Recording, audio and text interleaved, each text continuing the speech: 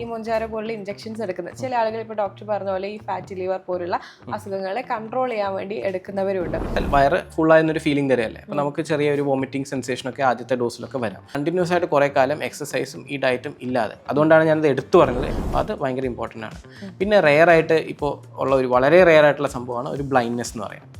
Uncontrolled ആയിട്ടുള്ള sugar ഉള്ളവർ പെട്ടെന്ന് ഇത് എടുക്കുമ്പോഴൊക്കെ അവരുടെ ബ്ലൈൻഡ്നെസ് ഭയങ്കര റെയർ ആയിട്ട് റിപ്പോർട്ട് ചെയ്തിട്ടുണ്ട്. അത് ബ്ലാക്ക് കോഫി കുടിച്ചു കഴിഞ്ഞാൽ ഫാറ്റി ലിവറിനെ റിവേഴ്സ് ചെയ്യാൻ പറ്റുന്നുള്ളത് അത് പഠനങ്ങളിൽ പ്രൂവ്ഡ് ആണ്.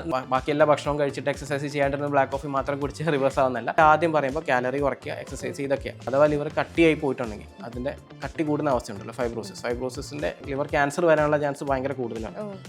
അതും കുറച്ച് കട്ടൻ കാപ്പി കുറയ്ക്കും. നമ്മുടെ കളേർഡ് വെജിറ്റബിൾസും മെഡിറ്ററേനിയൻ ഡയറ്റും നല്ല കാർബോഹൈഡ്രേറ്റ്സ് കഴിക്കുമ്പോൾ റിഫൈൻഡ് ആയിട്ടുള്ള കാർബോഹൈഡ്രേറ്റ്, മൈദ, പൊറോട്ട അതൊക്കെ അവോയ്ഡ് ചെയ്ത് നല്ല ചോറ്, നാര് നല്ലതാണ്. നാര് ഈ പറഞ്ഞ പോലെ ഈ പച്ചക്കറിക്കകത്ത് ഇതിൻ്റെ അകത്തൊക്കെയുള്ള നാര്. ഫ്രൂട്ട്സ് കഴിക്കുന്നതാണോ നല്ലത്, അല്ലെങ്കിൽ ഫ്രൂട്ട് ജ്യൂസസ് കഴിക്കുന്നതാണോ നല്ലത്? രണ്ടാണ്.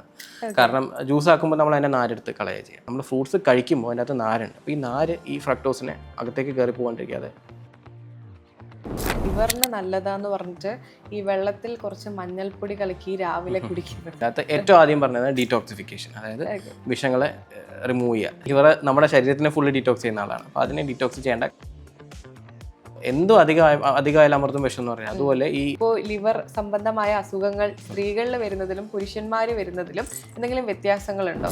9 തവണ പെണ്ണുങ്ങളിൽ ആണുങ്ങളെ അപേക്ഷിച്ച് കൂടുതലാണ്. അപ്പം അങ്ങനത്തെ ചില അസുഖങ്ങൾ പെണ്ണുങ്ങളിൽ കൂടുതലാണ്. പുറത്ത് സിംറ്റംസ് വരണമെന്നില്ല. പക്ഷെ എന്നാലും ക്ഷീണം, ഇവിടെ റൈറ്റ് സൈഡിൽ വയറിൻ്റെ മുകളിലായിട്ട് ഒരു മൈൽഡ് ഹെവിനെസ്സോ പെയിനോ, ഇൻഫ്ലമേഷൻ, അതായത് AST ALT എത്ര കൂടി നിൽക്കുന്നു, ലിവർ കട്ടിയാകുന്നു.